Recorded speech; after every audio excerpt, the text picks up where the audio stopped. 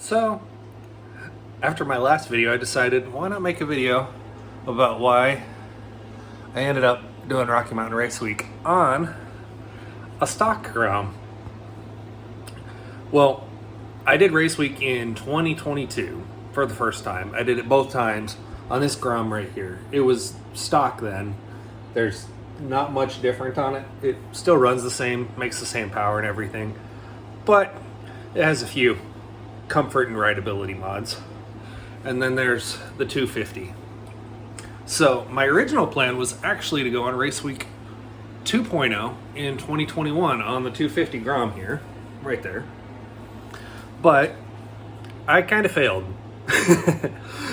It was having electrical issues, and I couldn't figure out why it wouldn't crank, wouldn't start, which it's actually acting crazy right now, but that's just because cheap battery in it at the moment.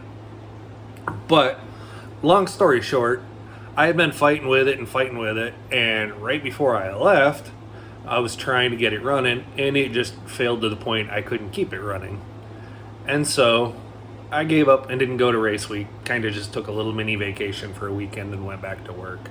And then in 2022, I'd actually been riding this a decent amount, unlike now where I barely touch it. And it decided to fail like 3 weeks before Race Week in June. So at the end of May, that's when I bought this thing. I actually did Race Week on it on 1.0, 100% stock, other than some saddlebags that happened to fit on the 22 that did fit the 250 that I had. And I made a luggage rack because I didn't have time to order one and get one shipped, and did it. And it actually did pretty well. But the 250, which is kind of frustrating and I need to go through right now, I've actually shortened it up so it's back on the factory wheelbase, if I can hold my phone here. So it's back on factory wheelbase and everything. Chains hanging because I'm actually in the process of making a trailer hitch that will fit both Groms, which will make it a little bit more of an adventure. Tow a trailer with it if I take them out to an event. I'm not sure when that will be. I think this year at Race Week, the high boost is going to go. I'm debating between shooting for 9s or taking the lowering kit back off of it and just having wheelies and having fun.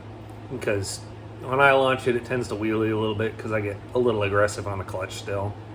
It'd go faster if I could 60 foot well. I think my fastest 60 foot is like a 179. If I could 60 foot it a little bit faster, it would run a 9. My fastest pass with it is a 10.1 at 141, and I've actually made faster passes with it, just not put the whole pass together. But yeah, so going back to this. The electrical issues on this thing, which were really my own dumb fault in the process. So the batteries on this are tiny. It's running the factory Grom battery and everything, and I've got to hook up a couple different battery cables to it and everything like that. And a long story short, in the process, I actually broke the battery terminals on 2 of them. I thought they were tight, they looked good.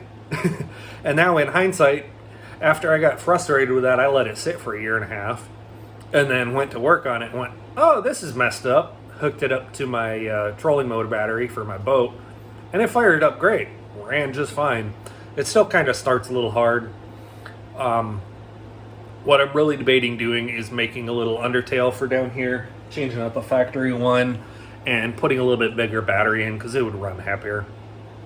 It'd be a little less load on the battery, and it'd make it a little bit less charge crazy.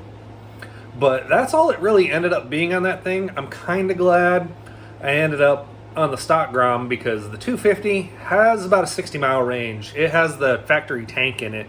They say it's 1.25 gallons.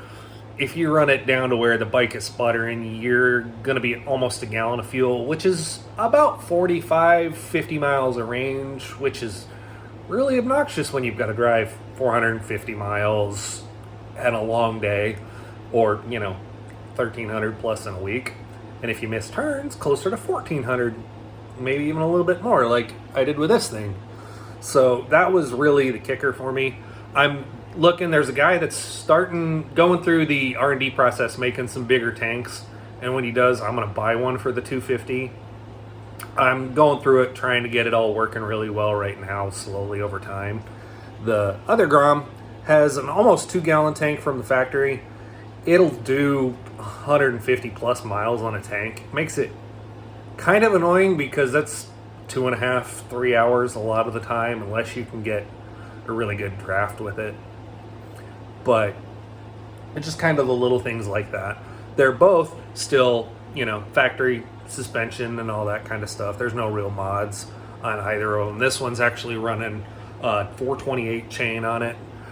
Between Grom and CBR 250 parts, I could do that. It needs the gearing tweak. It can do some really big smoky burnouts in a high enough gear, but it's kind of slow and obnoxious. And I want to make it dumb because, well, that's the whole point. Just have a crazy bike that wheelies way too easy and is a lot of fun. And then this one, I'm not sure. It might eventually get a big bore kit or something. It's not fast. It's kind of obnoxious sometimes, but on a long ride, I've actually made it quieter. It has the full factory airbox and everything. I had a different airbox lid on it, but it was just loud and obnoxious over time because just for hours on end. And that really drives you crazier than you would think. I don't know why, but single cylinder bikes just sound kind of bad. It's kind of the same reason why my Hayabusa over there still has a factory exhaust. On the other hand, my RC51 has had an aftermarket exhaust on it since basically as soon as I could afford it, because I just have a thing for, V-twins at 8 to 10,000 RPM just sound really nice. And that thing's just a thunder pig.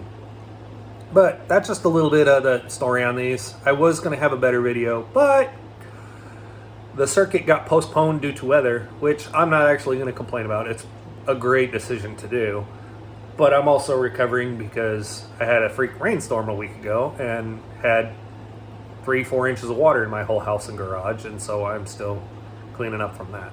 But anywho, I'm going to work on one of these for next week that's a little more up to date. Probably a little bit on my trailer hitch work and stuff like that.